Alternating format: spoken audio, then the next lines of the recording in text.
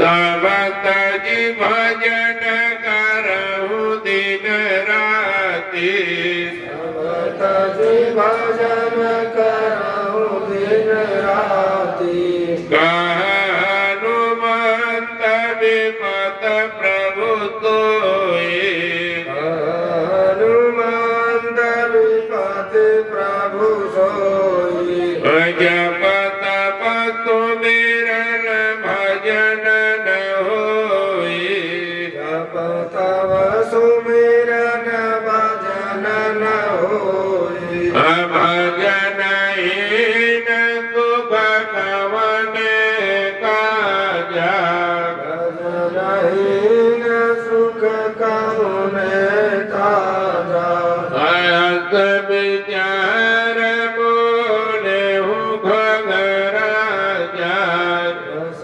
विचार बूझे खगराजा ओम जय गुरुदेव ओम जय गुरुदेव ओम जय गुरुदेव ओम जय गुरुदेव अति विचित्र रघुपत चरित जान परम सुजान जे मत मंद विमोह बत हृदय धरहि गजुआन ओम श्री सद्गुरुदेव भगवान की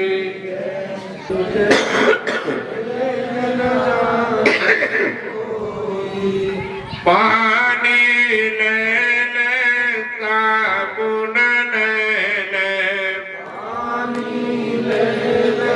साबुन मलि मलि काया धोई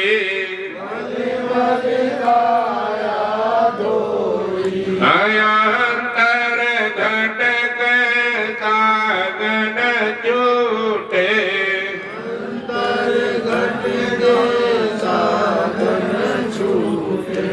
कैसे निर्मल होई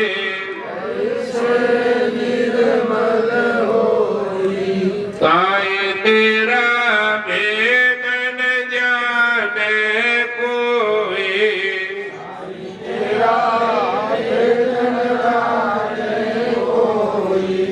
या घटय अंदर पैल बधे है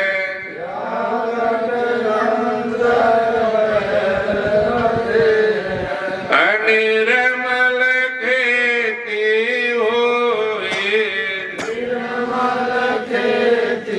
होई दुखिया बैठे भजन करत है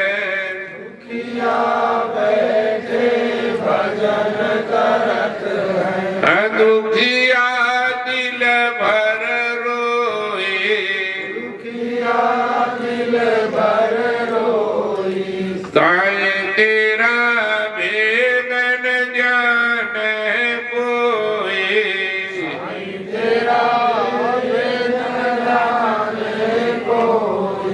या घटय अंदर अग्नि जलत है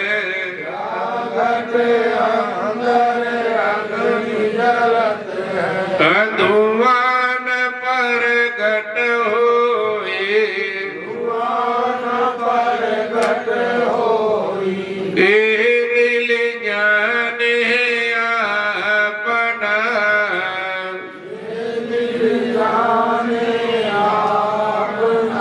तीर बीते होई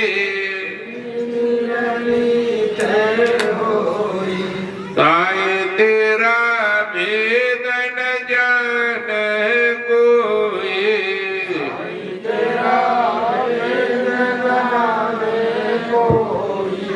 जड़ बिन बेन बेन बिन तुम्बा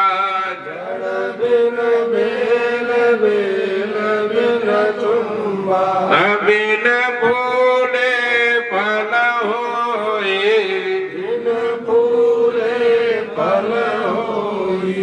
कहत कबीर सुनो रे भाई साधु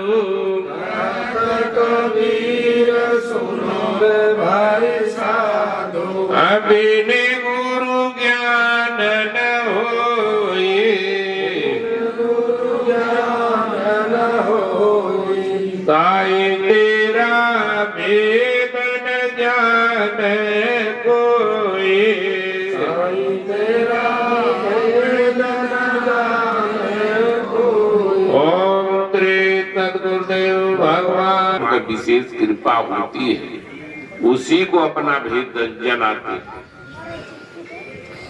शास्त्र 3 दृष्टि से लिखा जाता है, रोचक, यथार्थ, भयानक। रोचक माने पढ़ने में रुचि बढ़े, आगे क्या लिखा। यथार्थ ज्यों का त्यों, और भयानक पढ़ने में आदमी को भय लग जाए। इसलिए महापुरुषों का कहना है कि शास्त्र को पढ़ना चाहिए। अपने घर में शास्त्र और शस्त्र दोनों रखो, लेकिन हिंदू न शस्त्र रखेगा न शास्त्र रखेगा। अब भागेगा मंदिर मस्जिद तीरथ बरत कहीं नहीं, वही चला जाएगा। ये हिंदू लालची और लोभी बहुत, इसमें कट्टरता नहीं। अब मुसलमान के जो पीर औलिया पढ़ा दिए उसी पर अडिग रहते हैं। कभी मंदिर में तुम्हारे आते हैं वो, और हिंदू इतना लालची जाएगा, चद्दर चढ़ाएगा मजार पर। नेता है कि लालच हम के वोट मिल जाएगा। तो इसी तरह है कबीर के भी वाणी, एक तो है भयानक, एक है साधना परक, एक प्राप्ति वाले महापुरुष का लक्षण। तो भयानक साधना परक ये है कि साईं तेरा भेद न जाने कोई। एक है जो पढ़ते कहा कबीर ने,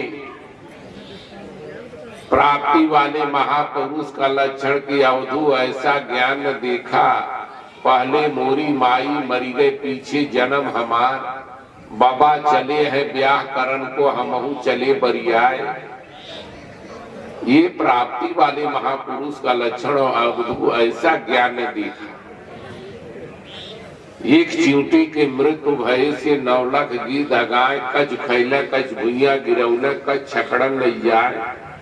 सुनने आई सुनने गई सुन रही परवेशी, कहे कबीर सुनो भाई साधु कमी रही ना बेसी। जब भगवान की प्राप्ति हो जाती है वहाँ कमी बेसी कुछ है ही नहीं है, न थारो मारो। और जब कमी बेसी होती है तभी झगड़ा होता है, तभी राग द्वेष होता है, कुछ भी हो सकता है। वो ढेर ले लिया हमको कम दिया, इसीलिए कबीर ने कहा वहाँ कुछ है ही नहीं है। तहां न उपजय मरण बिनसे नहीं काल का फेरा, तहां न ईश्वर जीव न माया नहीं ता द्वैत बखेड़ा। तो इसलिए कुछ ही नहीं है, वो प्राप्ति हो जाने पर। तो वास्तव में एक है भयानक कि पशु चाम की पनी बनहिया, नौबत मढ़त नगाड़ा, नर की चाम काम नहीं आवे बरिजर हुई छारा। यवन धन पाहुना दिन चारा, या को गर्भ करे सुगवारा। ये 4 दिन की जिंदगी है, और जिंदगी में चारों में बीच वाली जो जवानी है ना, यही सब कुछ करा सकती है। चाहे पैसा कमा लो, चाहे भक्ति कर लो, चाहे गुंडई कमा कर लो, चाहे नेतागिरी करो, डॉक्टरी इंजीनियरिंग सब जवानी में होता है। अब बुढ़ापे में न बैठा जा रहा है, सारा दर्द कर रहा है, स्मृति लुप्त हो जा रही है। क्या करेंगे बुढ़ापे में? तो अच्छे महात्मा मिल गए, संत सदगुरु। जब वो करने लगी भक्ति तो वहां का राजकुमार एक बार उसको देख लिया, उसकी सुंदरता देखती कहा ये लड़की कौन है? तो लोगों ने बताया कहे इससे हम शादी करेंगे। अब पहले राजा महाराजा ही भगवान होते थे, उनके आगे कोई नहीं, जो कह दिए तो पत्थर की लकीर हो गई। लड़की घबरा गई, ये कहां से बुलाया गया? गई गुरु महाराज से कहा तो गुरु महाराज अरे कहे घबराने की कोई जरूरत नहीं है, उससे 2 दिन का समय मांग ले कि 2 दिन के बाद हम शादी करेंगे। और 2 दिन में दे दिए जुलाब, लगी उल्टी और दस्त करनी। बगल में एक घड़ा रखी थी और उसी में सब भर्ती गई। जब राजकुमार आया, लोगों से पूछा, लड़की कहे थोड़ा उसका तबीयत खराब, इशारा किए, खाट में पड़ी थी, जैसे शरीर कली हो जाती है, नहीं यहाँ है कचरिया, सुखा कर रख लेती है माई लोग, कोई